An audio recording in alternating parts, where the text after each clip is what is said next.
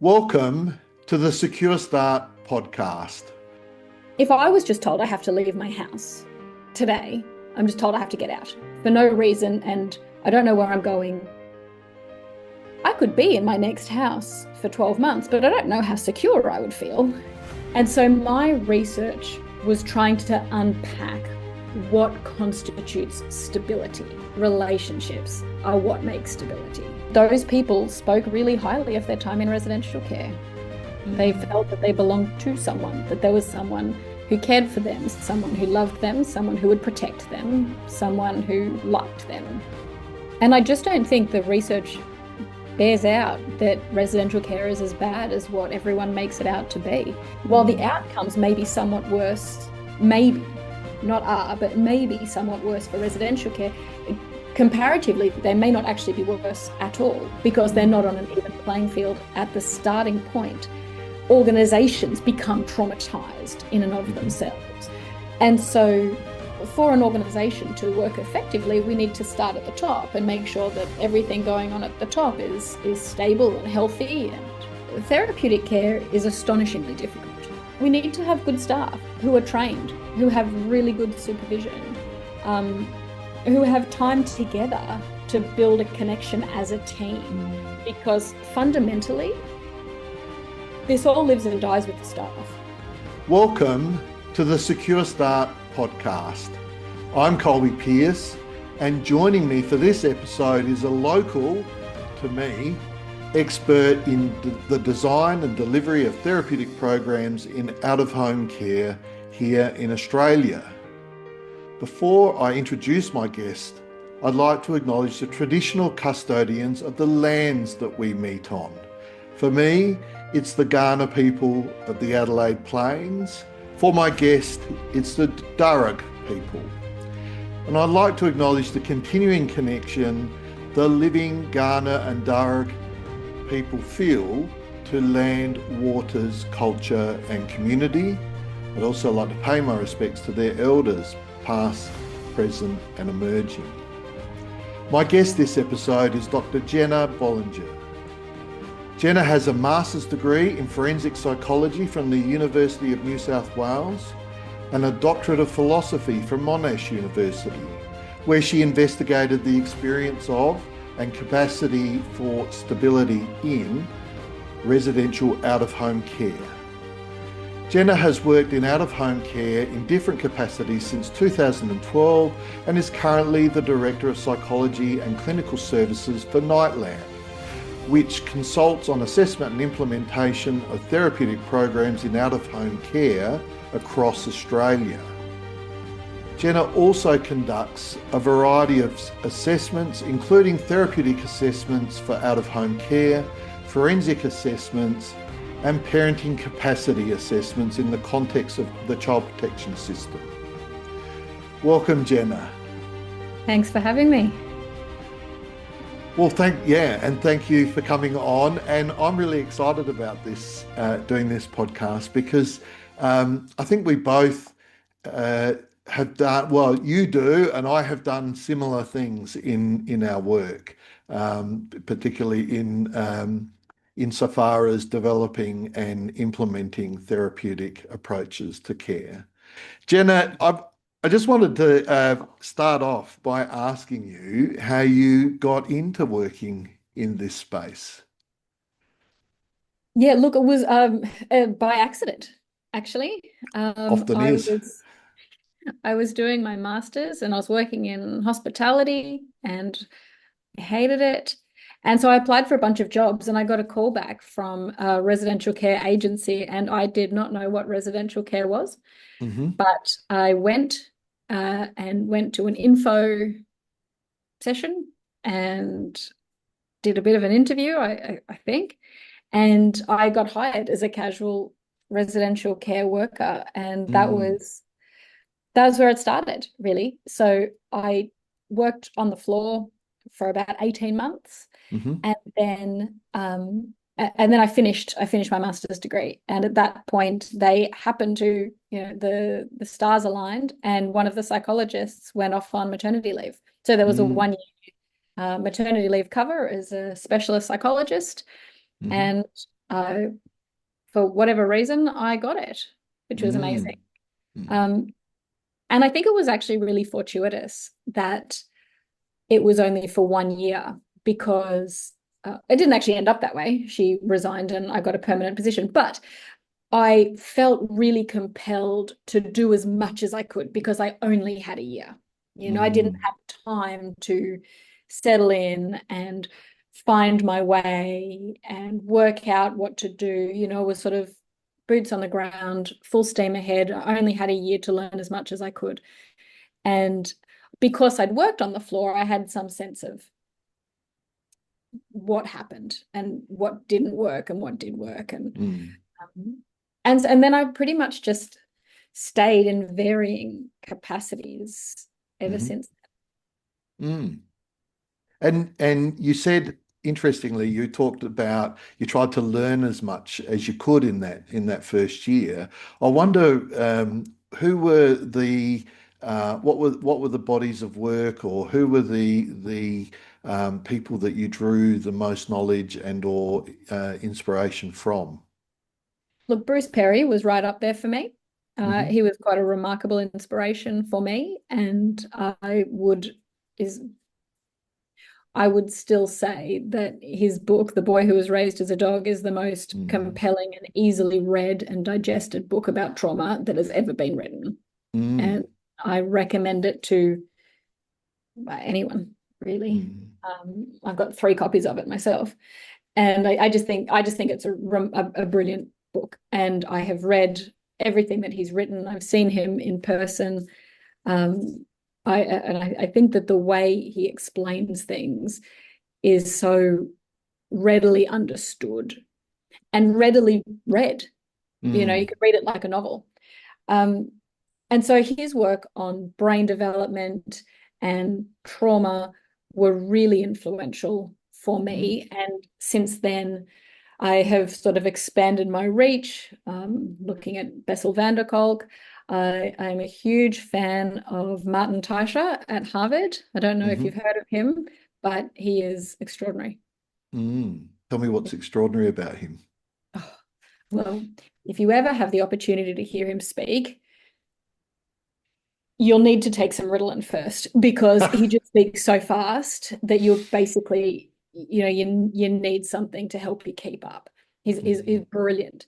And the work he has done on identifying the impact, Bruce Perry talks a lot about type and timing of trauma, which we know, but Martin Teicher has worked on being more precise.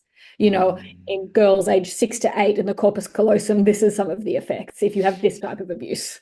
Like Mm. it's extraordinary work and it's really complicated and difficult to digest. So it's not a beginner material, but his work is just extraordinary. Um, Mm. so there's been a lot of researchers that have influenced me and the way I do things. Oh, I also really like his name, Dave Ziegler. I think Hmm. he's fantastic too. I've seen him present. I've got a couple of his books. Um, so, they're sort of all over the place. What does Dave Ziegler, what does he bring to the work?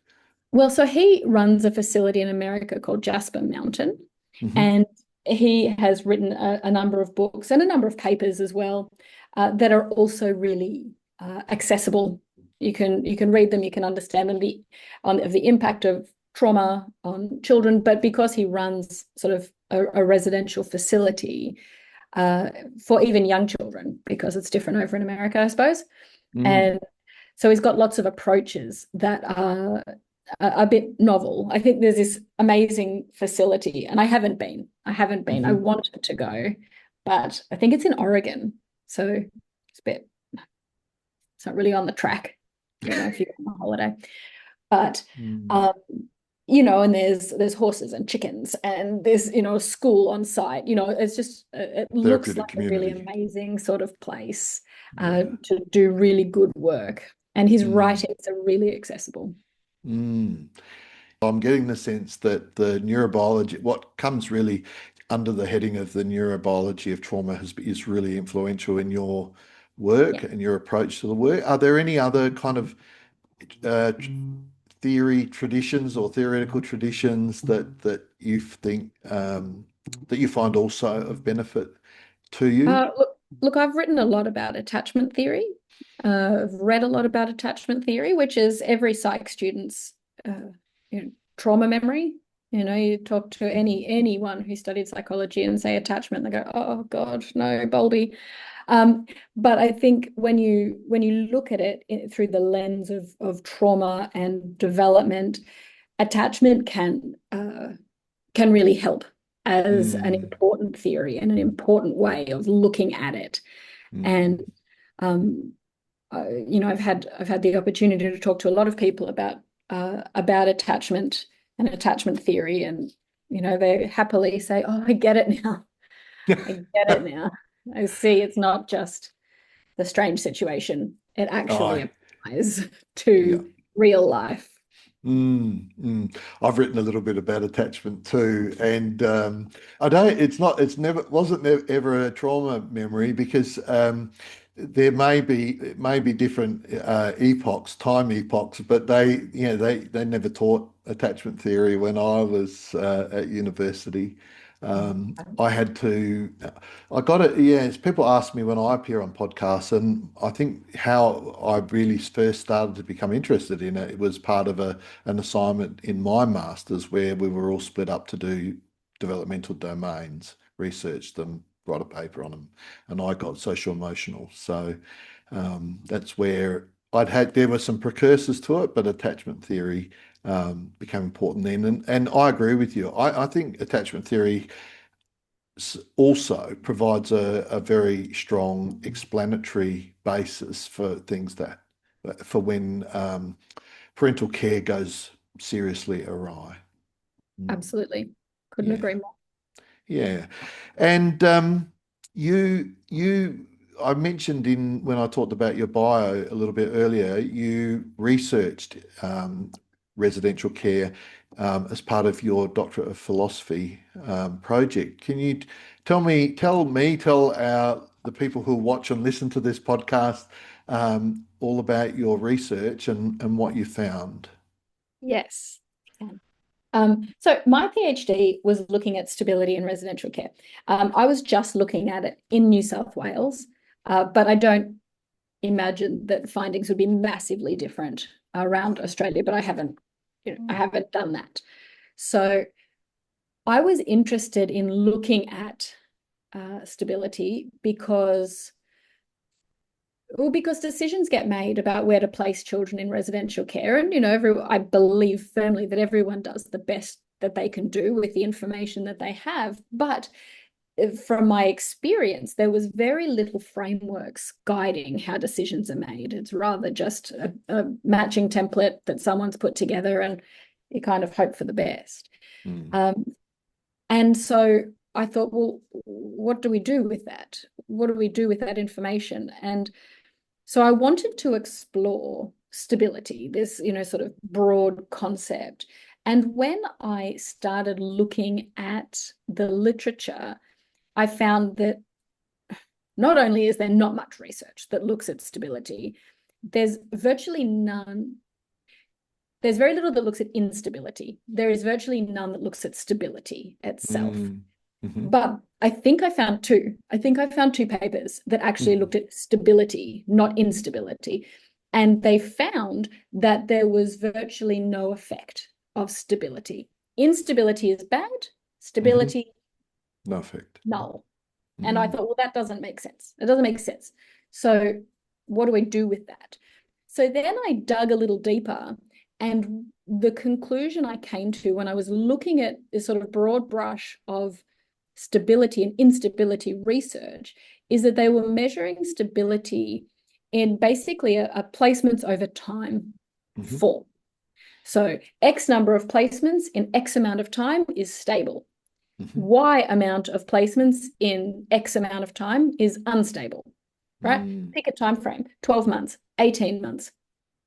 If you have 0 or 1 moves in that time, you've got stability. If you have more than that, you have instability. Let's look at the outcomes. And I thought, well, if I was just told I have to leave my house today, I'm just told I have to get out for no reason, and I don't know where I'm going. I could be in my next house for 12 months, but I don't know how secure I would feel because, well, now I know I can just get kicked out. At So any time. is not moving placements for a period of time sufficient to be considered stability? Shock? The answer is no. Um, and so my research was trying to unpack what constitutes stability. And look, to be honest with you, it's really basic. It's really simple. And I genuinely worried that the PhD wouldn't pass because it's so straightforward. But actually was really well regarded. And I think that's because while nothing I found is, jaw-droppingly remarkable, it puts an academic basis to what we all essentially know to be true, even if we haven't thought about it that way before. And so essentially the findings were that relationships are what makes stability. For the young people that have strong, profound relationships with the staff members that they live with, they feel stable. They have good outcomes. And for those that don't, they don't feel stable. And the outcomes are potentially iffier, depending on where they may find that stability from. So obviously, remaining in a placement for a prolonged period of time is a fundamental part of stability. You can't build relationships, you can't have anything else, but it's just not enough. It's not the core feature, it's not the defining feature of stability. Does that make sense? Yeah.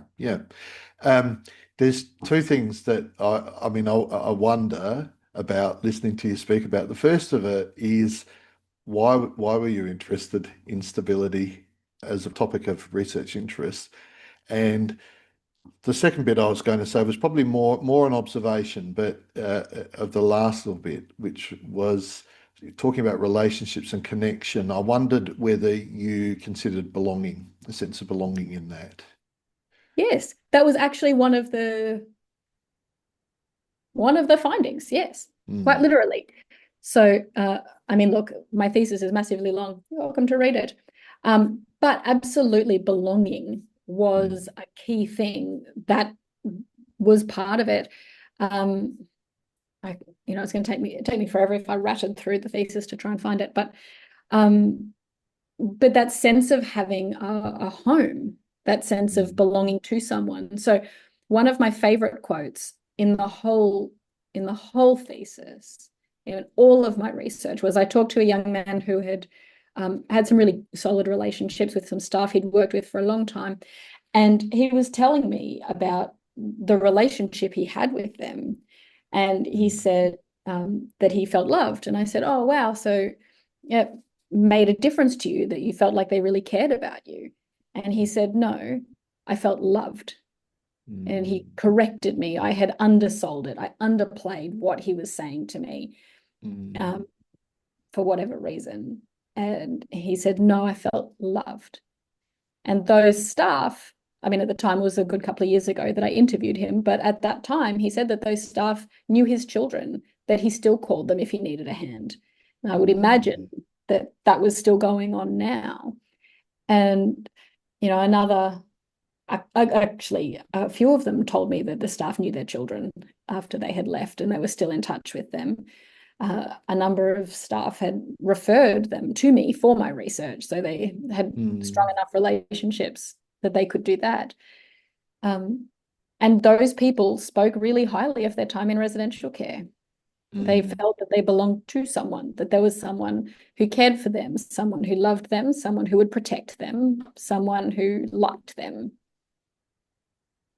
Yeah, it's interesting, isn't it, when you contrast that with with other roles in the sector. So, for example, the therapeutic role, the role of the therapist, and especially long-term therapy with young people in out-of-home care. That's something that has been, I guess, the mainstay of my practice over the last 30 years. And I, um, as a psychologist, we have different boundaries Mm. around our work, but it is the case, though. I have had the same phone number since about 2001. So, so I still the young people still contact me that I knew. Not all of them, obviously, but quite a number of them do. And I think that's yes, it stems from feeling like they mattered Yes. to me, and we hung around. Yeah, we Yes. hanging around for them. And I wonder. The other part of my question was just about what piqued your interest in stability versus it. What did you think was the case in relation to instability before you did your interviews? I don't know. Look, as I said, I don't think anything came out of it that I was like, what? Oh my goodness, that's amazing. There were a number of moments of, wow, that's so cool, but very little was shocking. Yeah. No one said, oh, actually, it's having eggs for breakfast on a Saturday, where you go, wow, okay, fair enough. It all made sense. It was about feeling cared about. It was about feeling safe. It was about um, the staff showed up. you know. Mm, What was maybe a little bit surprising and unexpected was that no one really talked about co-resident stability. That was less mm, of an issue. I don't know that anyone really raised it. mm, If I asked about it, they'd all not all actually, a number of them would say, yeah, yeah, that matters. Um, but that didn't really come up. And even then, it sort of felt like it was a bit more of, if it's good, that's great. If it's bad, it's bad. mm, But if it's okay, that's fine. That doesn't really matter. mm. And I thought that would have been more of a feature. Absolutely, I do too. I think in foster care, where you've got multiple young people fostered in the same home environment, and one of the children moves out, um, then I think I've always thought and observed that that can be quite destabilizing for the children who remain in that placement. Um, Mm, Residential care. Um, One of the ways in which I've always thought about it is that it does provide an opportunity for stability of care, for stability of relational connection that is superior mm, to foster care. And that's one of those things that people would be like, don't say that. You can't say that. No, no, no. Residential care, bad. Option mm. of last resort. Yeah. Option of last resort. Why would you want to send any child to residential care? You only send those who cannot be placed elsewhere to residential care. But there are, and it is one of the things that I like to pursue on this podcast. There are clear um, aspects of residential care where there are opportunities and superiority, where it's superior in some respects, and there are opportunities afforded to us with residential care 100%. that are much less vexed than with foster care. For example, family contact and Mm. family reconnection. I think much easier with residential care. There's lots that's easier in residential care, I think. And I just don't think the research bears out that residential care is as bad as what everyone makes it out to be. In Australia, we actually have Mm, one of the lowest levels of residential care use in the world. I think we're at about 5%, mm. 5 to 6%, whereas over in Israel, it's at 95% residential Mm. care. Like oh, look, I've done a little thumbs up. Um, What was that? uh, it's the way of doing out of home Yes. care, right? Yeah. And all in between UK and USA, about 13%, give or Mm, take. Um, and so but the research also shows that in in countries with lower levels of use, those in foster care and those in residential care, they're actually not the same at baseline. So while the Mm, outcomes may be somewhat worse, maybe not are, but maybe somewhat worse for residential care, comparatively, they may not actually be worse at all because they're not mm, on an even playing field at the starting point. But the research doesn't necessarily suggest that residential care outcomes are worse because the leaving care research very, very rarely differentiates the groups of care leavers. So you mm. can very rarely find outcome measures striated for residential care, for foster care, for kinship care. So it's very, very hard to actually Mm. identify whether the outcomes are any worse at any rate. Yeah, there is a serious dearth of good quality research into care levers, and um, I think your point about where they start is really is really interesting, and effectively you would be needing to look at effect sizes, treating foster care and residential care as interventions, and then looking at effect sizes to see. So you work with organisations who are delivering care. I was just really keen to hear a little bit about your experiences of doing that, and in particular, what sort of work are you doing with those organisations? Oh, so we do work with various organizations doing various things. Doesn't that Mm. sound suspicious? Look, it just really depends on what they need. So, sometimes we will advise on therapeutic care plans for foster kids, for whole agencies. Sometimes we deliver reflective practice uh, to the management teams. Sometimes we work directly in the houses, giving advice um, as to what the staff might need. And other times we do assessments of what's happening and if it's appropriate or whatever. So whatever is needed is kind of what we do.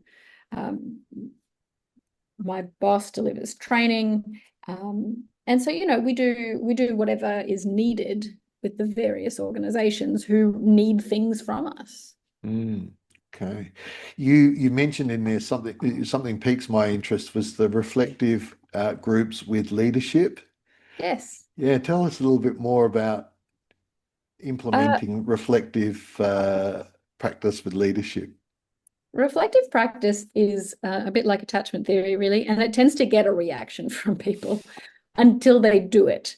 And Mm, once you do it, you tend to be relatively sold on it. It's quite mm, an extraordinary opportunity to reflect, but also to sort of recenter a lot of the work, because we know trauma is traumatic and working with trauma is traumatic, that organizations become traumatized in and of mhm, themselves.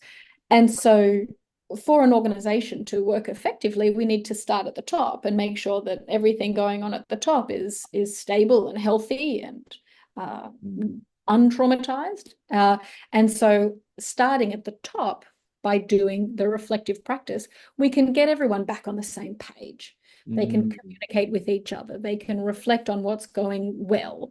They can go on, reflect on what's going not so well. They can help each other. There's not so much of an agenda as there often is when you have those big team meetings mm. where every minute is structured of people telling you all the things that they're doing well.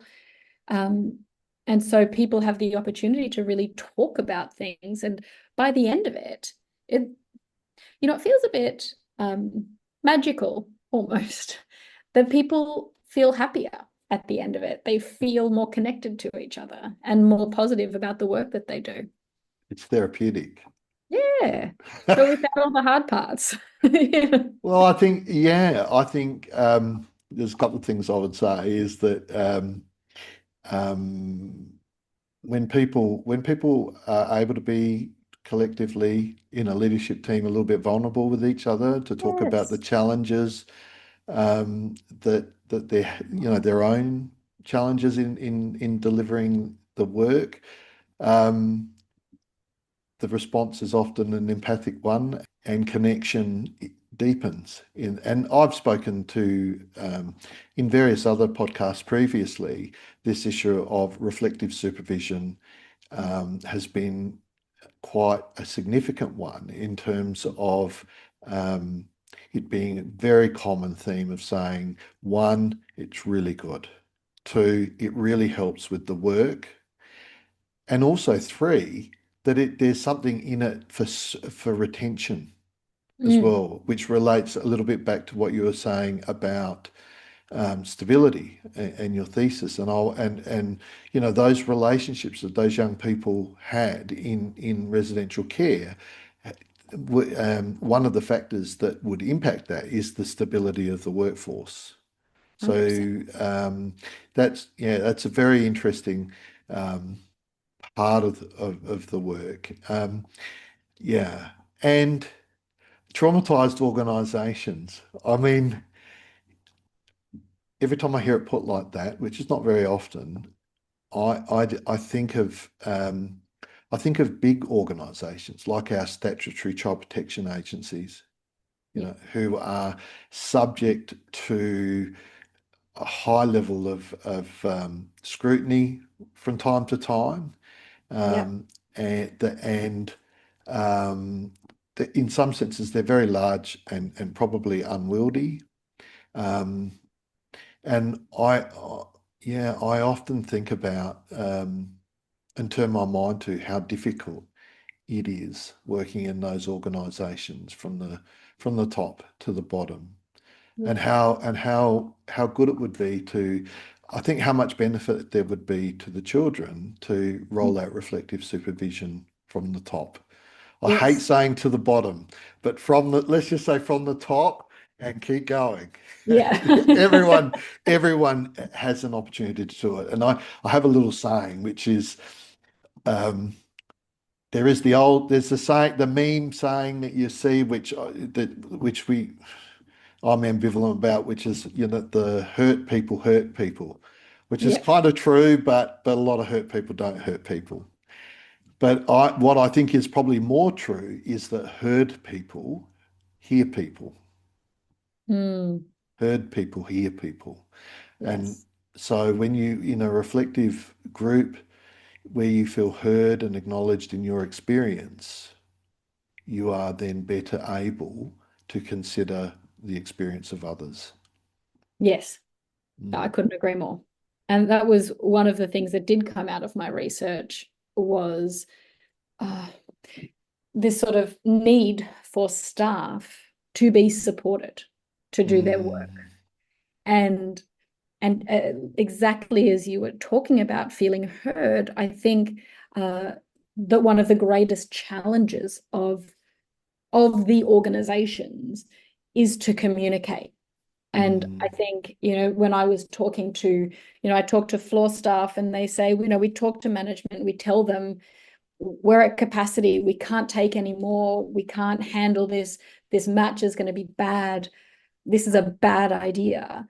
And the Mm. management say, cool, thanks for letting me know. And then they go ahead and do whatever they need to do anyway.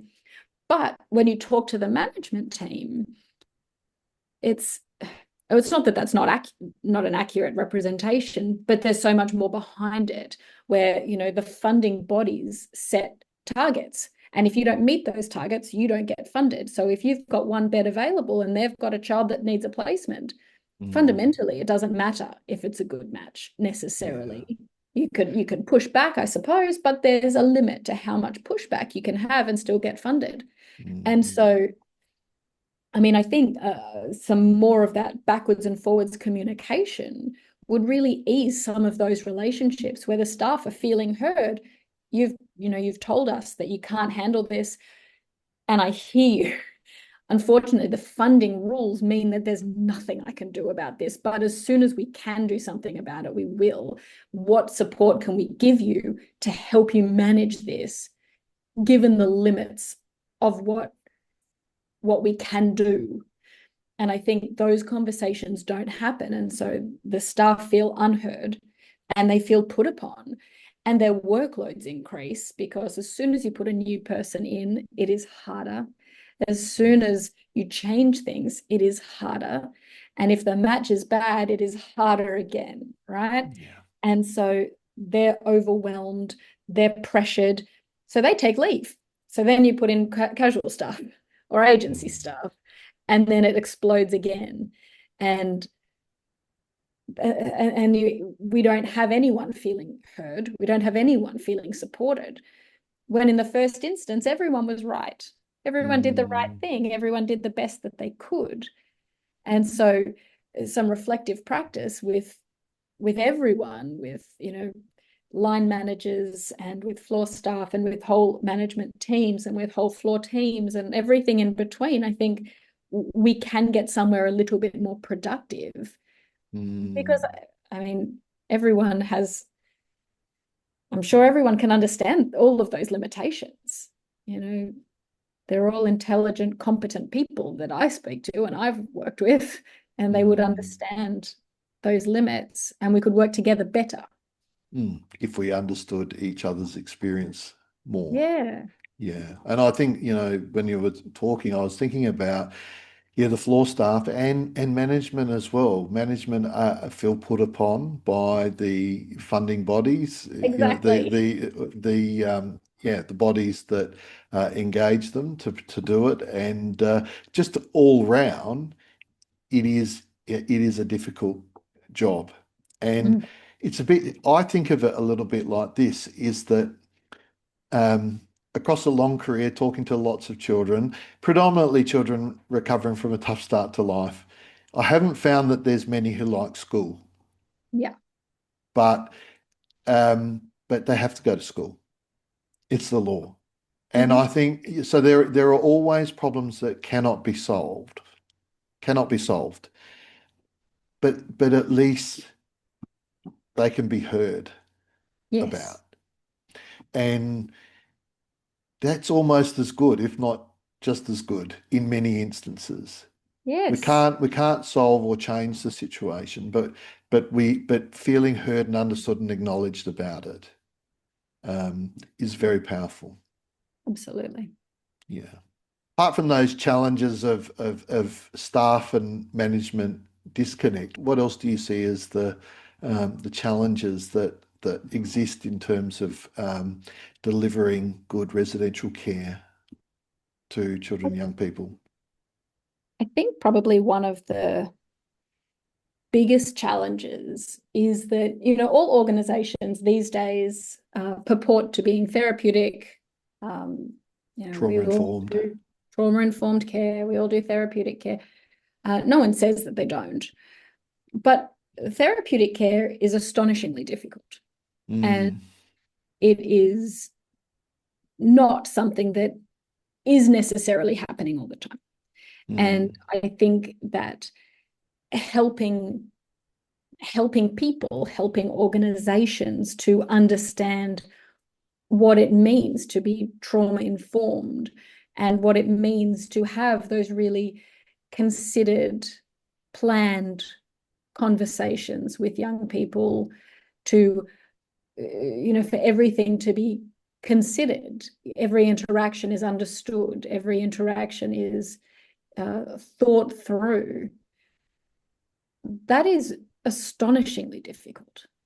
For the relationship to be front and center is astonishingly difficult when we're talking about attachment disordered young people who are not going to see your care and say, oh gosh, thank you so much. That's what I was after. Thank you. No, they don't. If they did, it wouldn't be hard. But, attachment trauma, I mean, sometimes manifests that way, I suppose. We probably don't get called in to talk about those kids. But so much of the time it doesn't. It manifests with testing and pushing and rejecting and damaging, not necessarily physically, but emotionally. And to consistently show up and understand and feel hurt and cope with that is astonishingly difficult. Yeah.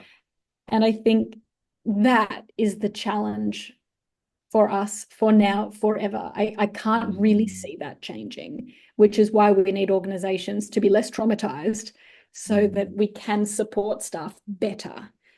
And and reflective supervision is important in that. Yes. Key, really. I'm wondering if there's anything else that you have come across that helps to de-traumatize organizations. It's a bit like a cure for tantrums in kids. If you can come up with that, you No. are set. You're like the family that invented the little umbrellas that go Yes. into the alcoholic drinks. Yeah. Yes. No, I mean, I don't know. I don't know the answer to that. I really don't know the answer to that. I think, if we, when I did my research, I put together a model of what I call a secure house, a stable house. No, Mm, and if I can find it really quickly, I'll talk you through it. But it was, is this sort of this house that I designed. In the end, I got it drawn up by a graphic designer, because my version mm. was done on, paint, with the square and a triangle on top and some, Yep. and then on my iPad, just writing in various things. And so, sort of based on the analysis that I put together, I sort of put together this model of a home that sort of has the key features in the floor and the roof and the walls, and these are the key things that you need. But then, you've got to have your roof and your windows and your front door. You can't have a house without four walls and a floor. But you don't really have a house if there's not a door and some windows either. So there might be Mm, slightly less necessary, but really necessary, And so my house sort of takes that sort of form. And so in the four main, the floor is safety. On the main walls, we've got connectedness to staff and consistent staff. On the ceiling, we've got genuine care. That's that love mm. that we talked about. But then on the roof, we've got training and supervision. We've got trauma-informed care. In the windows, we've got good matching and peer relationships. Coming out of the chimney, we've got pushback, so that we've got the higher ups pushing back against the agencies when they can and saying, this is not good, we can't be doing this. And then you've got, in the front door, we've got planned and communicated changes, because change is inevitable. Staff will Mm. leave, staff will retire, staff will get moved to different houses. Young people will have to move for various reasons. And so that is part of life. Change is part of life. That's why I put it on the door, because it comes and goes. I thought that Mhm. was quite clever. That is clever. And then I've got a plant on the outside where we've got casual staff and ongoing staff contact, which were some of the other features. Casual staff are also an inevitability, but there are ways of doing it better. Ways of having pools of casual staff that work with various houses, that know the kids and know the staff. And so while they may not be permanent staff, they're not randoms either. They're known, they're familiar. And that idea of ongoing staff contact. And this house, it doesn't solve all the world's problems, but I think if we put it all together, we'd probably be a little bit closer Mm, to solving those issues that are plaguing residential care, because yeah. the staff are cared for, they're supervised properly, they've got good training. We've got good casuals, so if the staff need to take time off, it doesn't destabilize the house for the other staff that's left on shift, or Mm, for when everyone comes back from leave. If we do it right, it's just less hard for mm, everyone all the time. yeah. So you're in a meeting with the heads of the commissioning body, the funders, the policy makers. Invariably in this space, it's the local statutory child protection agency. What are you going to tell them? What are you going to say? This is what you need to do to improve or the quality of um, therapeutic residential care or of residential care for children and young people across our jurisdiction. What are you going to say to them? Um, we well, you need to fund it, which I think they do. I think the funding's probably there. We need to have good staff who are trained, who have really good supervision, um, who have time together to build a connection as a team. Mm. Because fundamentally, this all lives and dies with the staff. Mhm. You know, the young people, they are who they are, and it is not their responsibility to make this work. You can't ask them to be anything other than who they are and to be loved as they are. So it lives and dies on the staff. So how do we get them to be as good as they can be doing this impossibly hard job? And that is that we need to support them. Yeah. And the funding rules are what they are, so we can't change that really. We just have to support them, and we need to listen, as you say, be heard. It's interesting. That's probably a piece of advice that can go all the way through their own organisation as well, looking after Mm. the staff. Yeah, Yeah, looked after staff are more effective in their role. Yeah, yeah, yeah. Um, Now, I had a question from my previous podcast guests, was Ben Pryke and Susan Barton from the Lighthouse Foundation. yeah, I give my guests, and I'll give the same to you. I give my guests an opportunity to ask a question for the next guest. Now, I actually, as we've been talking, I've been thinking this is probably been at least partially answered by you. I'll read the question just so our listeners or watchers know who what the question is. So, question was, how can we meaningfully integrate the voices and insights of people with lived experience into the development, delivery, and evaluation of therapeutic residential care models or services, I guess. yeah. I And reckon I'm going to answer this differently to how you think I'm going to. okay, let me tell you what I thought. Okay. Why I think there's been a little bit of overlap is that in a way your thesis went some way along towards that. Is that how you thought I was going to answer it? Yeah, probably. Okay, well you go ahead. Okay. You go ahead. All right. Okay. I don't know, is my answer. And the reason I don't know is because, all right, so this is a bit of a long story. So give me a minute. Let me give a bit of backstory. Through the course of other work that I do a lot of forensic assessments and I interview people for upcoming court appearances. Through the course of that, I interviewed a number of people who were in residential care who didn't know that they were in residential care. Mm, How, you ask? I say they hadn't heard the term residential care.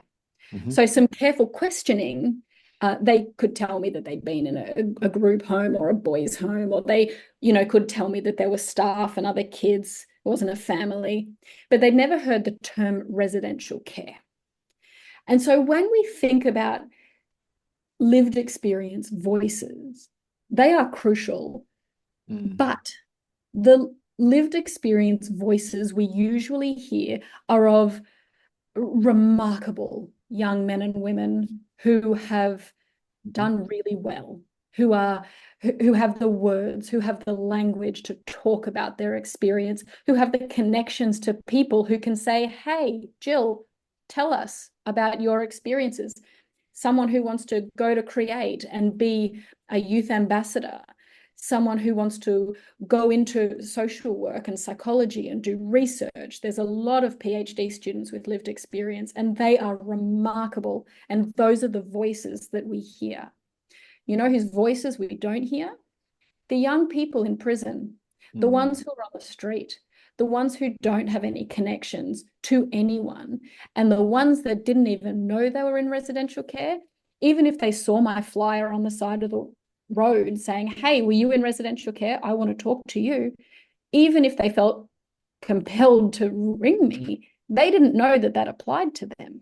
So mm, my thinking is we actually need to work out how to engage not everyone necessarily, but a broader community of mm, lived experience young people, not just the ones who are doing well enough to stay connected and who can use their words? What about the ones with intellectual disabilities, the ones who have gone on into NDIS funded accommodations? How do we hear everyone's voices? Because I'm not sure that the voices that we hear are representative, even though they're remarkable. And I want to hear what they have to say. I'm just not sure we're covering everything that we need to with regards to lived experience. I'm trying with a group of researchers at Monash to forward some research in this area. We are looking to pay attention to people whose voices have not been heard. We are looking to research. There's been a lot of research about the pathways from out-of-home care into youth justice. There's been remarkably little research into the pathway from out-of-home care to adult justice and the adult prison system. And there's been a number of people that I have interviewed who have bypassed the juvenile justice system entirely, and they go straight from out-of-home care into the world and then randomly into the adult justice system. And we want to know what those pathways are. And those are voices we don't get to hear too often. What happened? What is that pathway? Is it more like the out-of-home care to juvenile justice pathway, or is it more like a different pathway? If I ended up in prison, what is that pathway? Is it more like that? I don't know. But there's voices that we need to hear in order to inform our ongoing development. So Lighthouse Foundation, if you want to do some research with me, give me a call. Or if anyone else wants to. Yes, Lighthouse, well, absolutely. And Lighthouse Foundation, I think, probably themselves have captured a little bit of the picture here. I couldn't agree with you more in what you've said. I think in order to capture the broader spectrum of care leavers, we need to follow them up, and the research with them is highly lacking. No one's following them up. Our statutory child protection agencies, um, at least to date, there hasn't been significant endeavour that I know of in the jurisdictions that I'm across, including my own, to really make sure we keep tabs on or have a relationship with our young people such that we can keep some sort of some level of involvement with them. An organisation like Lighthouse is in a better position to track these young people transitioning to adulthood, because they are a service provider and they provide services beyond 18. Another Yes. group that you mentioned, when you were mentioning the groups that we need to consider, are the care leavers who have their own children removed, which Yes. is quite, which is, I'm not sure, I can't say with any authority what proportion of care leavers that is the case, but that would represent a really significant challenge for our statutory child protection agencies, that the children you raised had such poor parenting models that they were considered unsafe to raise their own children.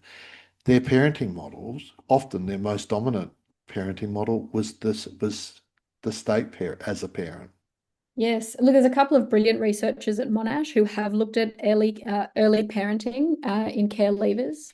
And they might be interesting people for you to have a chat to, because I think from my conversations with them that there's also a whole lot of oversight and intervention, and often I think they're not even given much of an opportunity to parent before having state intervention. So I'm happy to pass on some details to you if you'd like to have a chat with Yeah, I'd them. love to. I'm always open to hearing about other people I could have on the pod. And I was writing down David Ziegler's name. I hope I spelled it correctly earlier. Okay, and listen, it's been great to have you on. Before we finish I tend to give my guests an opportunity to ask me a question without notice before we finish up. I've asked you a lot of questions. Is there anything you'd like me to um, respond to before we finish up? Well, what would you say is the biggest challenge facing residential care? I think that it probably is staff. Mm, Yeah, in this, not that the staff are the problem, but in terms of how we look after the staff. So it's fun. And I do think that funding needs to take into account opportunities for um, ongoing reflective practice. See, the big challenge, I guess, in the work that we do is that we are the only species that has psychologists that tell people how to raise children. Yeah. yeah. So, so a lot of people are like, well, we know how to raise children. We remember being raised. We learnt as much from what our parents did well as what they did poorly. And we obviously have an instinct, just like every other species the parents the young has. Like what I think part of the problem is amongst residential staff is as well as kinship and foster carers. Is seeing the value Mm, in being trained in therapeutic care. So, but also, um, I think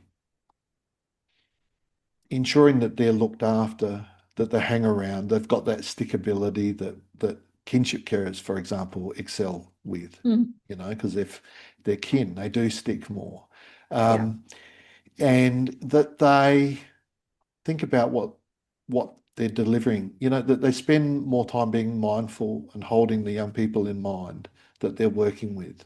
I think Mm, those are challenges. I do think that there needs to be more money into residential care in order to support more reflective practice.